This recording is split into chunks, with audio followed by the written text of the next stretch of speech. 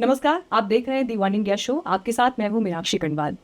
आज इस special setup में मेरे साथ एक खास हस्ती मौजूद है। परिचय के किसी मोहताज नहीं है, लेकिन फिर भी भारतीय राजनीति में अपनी प्रासंगिकता कई वजहों से बनाए हुए हैं। हार्वर्ड में पढ़ा चुके हैं।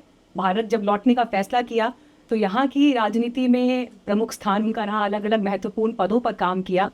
लेकिन इसके साथ साथ आपको ये भी बता दें कि अपने बारे में उन्होंने कई बार ये तक कहा है कि उनके पास जिस तरह की सूचनाएं रहती हैं, जानकारियां रहती हैं, सीक्रेट्स रहते हैं, वो भारत की राजनीति में कभी भी भूचाल लाने की स्थिति में है। और मुझे लगा कि जो आज की तारीख में जिस तरह की राजनीति हो रही है, डॉक्टर सुब्रमण्यम स्वामी से बेहतर शख्स फिर और कौन होगा जिस पर इन सभी मुद्दों पर बात की जाए, खुलकर बात की जाए। डॉक्टर स्वामी, सबसे पहले आपका हमारे शो पे, हमारे मंच पर बहुत बहुत स्वागत है सर। स्वागत है। How are you sir? I am fine, thank you. हालांकि सर देखिए, आज आपसे जब बातचीत हो रही है तो भारतीय राजनीति से एक इतनी बड़ी खबर चल रही है जिस पर सोचा नहीं था कि जब आपसे इंटरव्यू के लिए सामने बैठी होंगी तो इस विषय पर बात होगी। लेकिन देश के पूर्व प्रधानमंत्री डॉक्टर मनमोहन सिंह, बीती रात उनका निधन हो गया, वो नहीं रहे। और आज देश भर में लोग उन्हें अपने अपने तरीके से याद कर रहे हैं।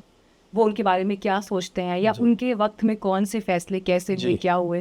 लेकिन मुझे बड़ी क्लैरिटी के साथ जो एक बात उनके संसद के स्पीच की भी याद आती है, जब उन्होंने अपनी खामोशी को लेकर एक शेर पढ़ा था और जाते जाते ये भी कहा था कि मैं उम्मीद करता हूँ कि इतिहास मेरा उदार मूल्यांकन करेगा।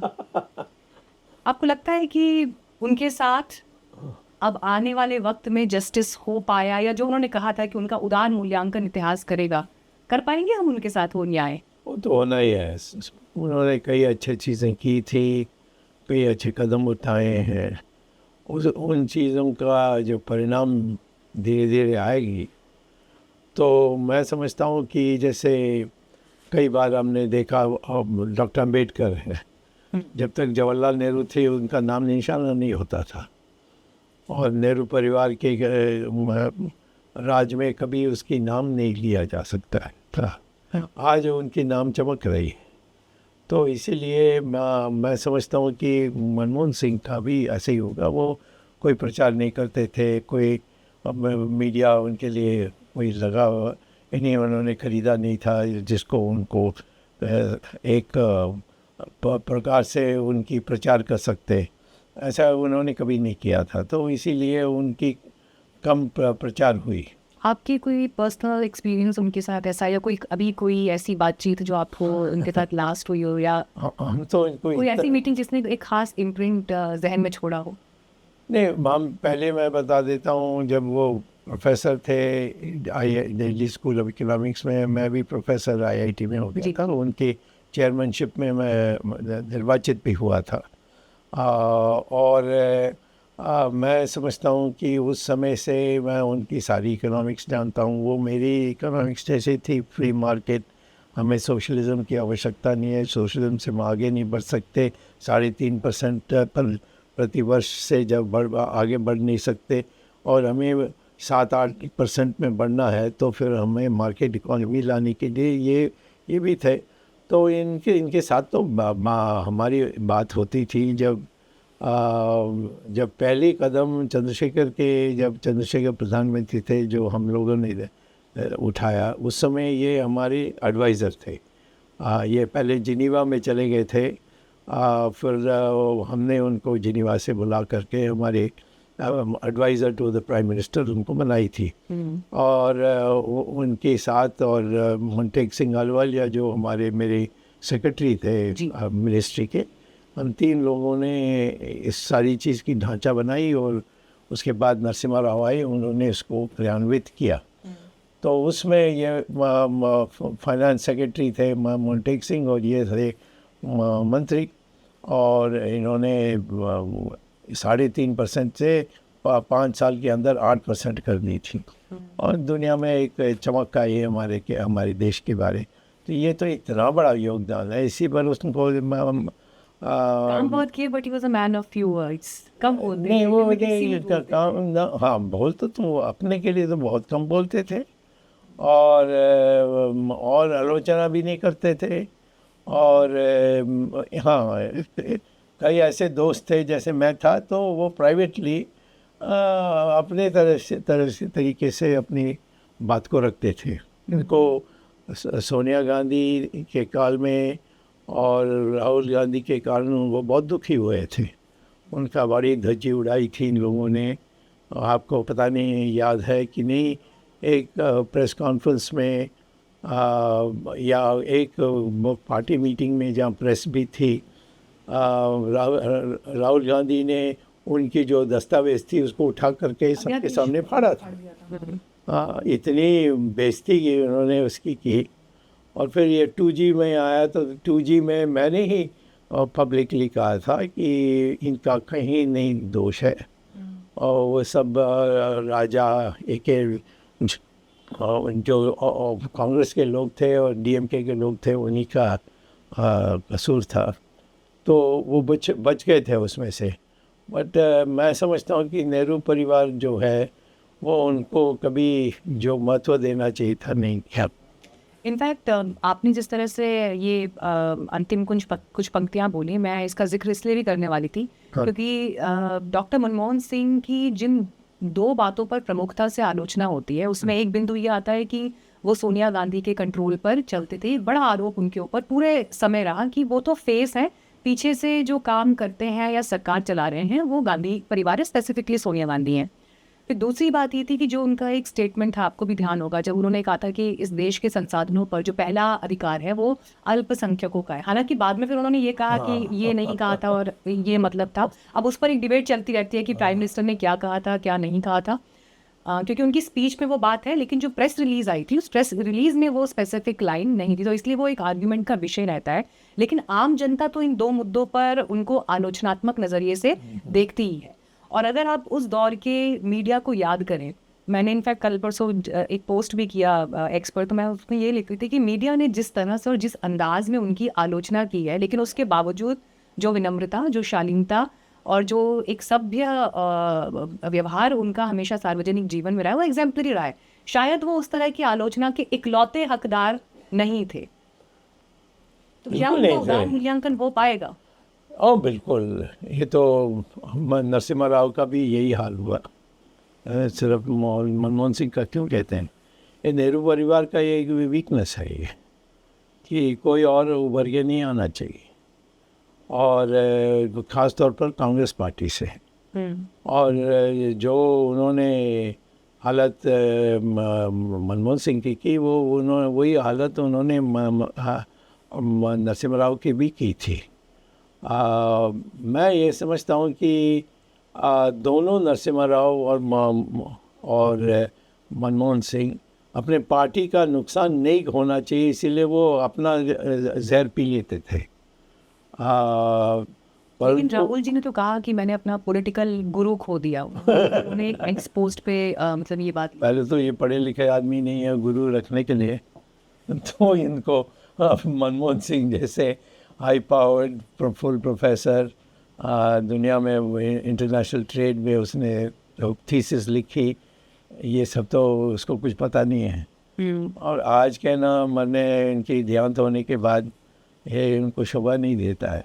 ये एक सस्ता यानी अपने को सस्ता बनाया है, तो मैं उसको ज़्यादा महत्व नहीं देता हूँ। मैं इतना ज़रूर कहूँगा कि कभी मेरे सामने मुझे कहना नहीं चाहिए, क्योंकि मेरा उनके साथ ब्रेकफास्ट में जाना, मिलना, उनके परिवार से हमारे रिश्ते से, ये सारी चीज़ें उनके इतनी निकटता थी, तो मैं जानता था जब ये दुखी होते थे। और उस समय जो दुखी हुए राहुल गांधी की, जो उन्होंने उसकी दस्तावेज को लेकर फाड़ कर फेंका सबके सामने टेलीविज़न में, उसमें राहुल गांधी को अभी क्षमा मांगनी चाहिए। को वापिस बिल्कुल मांगना चाहिए कि मैंने गलती की, कहना चाहिए उनको। नहीं तो विवश करना चाहिए हम लोग उनको, क्योंकि अब उसने कह दिया ना कि मैंने गुरु खो दिया, ये सब बकवास। तो आप उनको मीडिया जाकर पूछनी चाहिए कि उस समय आपने जब फाड़ के फेंका, आप नहीं सोचा कि तुम्हारा गुरु के अपमान आप करोगे। एक चीज़ जो हम और देख रहे हैं अभी इस पूरे वक्त में, वो ये कि जैसे ही मनमोहन सिंह जी के जाने की खबर आई तो उसके बाद प्रधानमंत्री नरेंद्र मोदी ने, अब खैर वो प्राइम मिनिस्टर की पोस्ट पर है, तो उन्होंने एक शोक संदेश, जो राष्ट्र के नाम जो एक संदेश देते हैं, वो दिया। और उन्होंने अपने पर्सनल रिलेशनशिप जो मनमोहन सिंह जी के साथ रही वो बताई। गुजरात के चीफ मिनिस्टर रहे जिस दौर में, तो उस समय के संवाद का भी उन्होंने अपने उस भाषण में जिक्र किया। लेकिन हम देख रहे हैं कि एटलीस्ट एक वीडियो रिलीज हुआ, एक वीडियो के जरिए बात कन्वे की गई। लेकिन अब ये देख रहे हैं कि गांधी परिवार की तरफ से ऐसा कुछ नहीं हुआ। मतलब सोनिया जी क्या ऐसा एक वीडियो रिलीज कर सकती थी, या राहुल गांधी एक ऐसा वीडियो रिलीज कर सकते थे, कंसिडरिंग उनकी पार्टी से आने वाले देश के वो प्रधानमंत्री हैं, 10 साल तक उन्होंने सर्व किया। क्या आपको लगता है कि ये जो लैक ऑफ कम्युनिकेशन है, या सही समय पर सही तरह से कैसे एक मैसेज एक्सप्रेस करना है, इसमें नरेंद्र मोदी अपने ऑपोजिशन पर भारी पड़ जाते हैं? Do you think so? भारी तो पड़ेंगे नहीं, परंतु उन्होंने अपने शिष्टाचार मनमोहन सिंह के संबंध में जो दिखाया उससे हम प्रशंसा कर सकते हैं।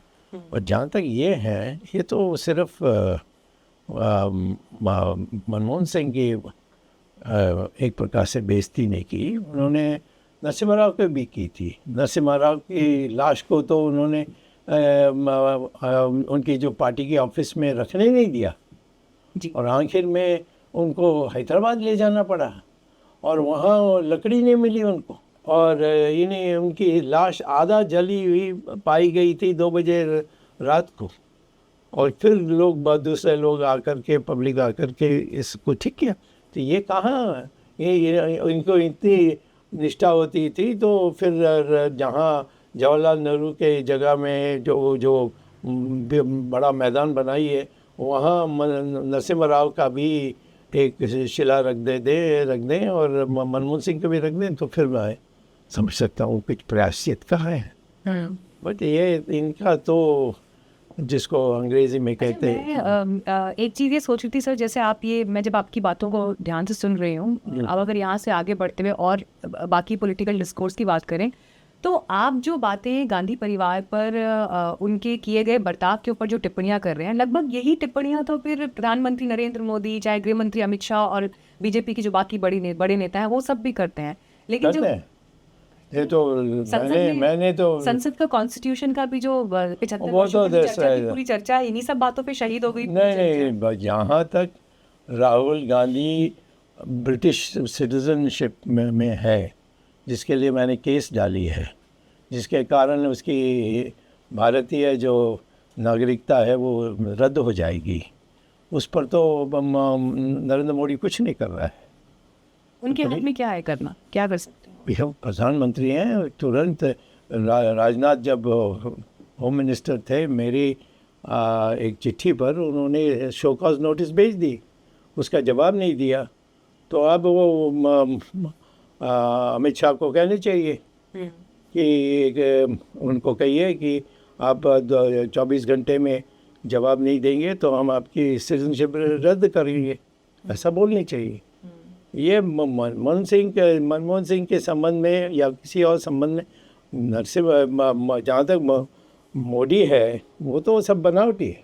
उसका और मनमोहन सिंह के साथ कोई रिश्ता नहीं थी, ये मैं जानता हूँ। और आज वो उसमें ये बड़ी देश मेरी बहुत निष्ठा ये वो सब जो कह रहे हैं, वो तो सब मिथ्याचार है। अब लेकिन प्रधानमंत्री के पद पर है सरकार, तो क्या है, तो पद में हमारे, हम तो लोकतंत्र हैं।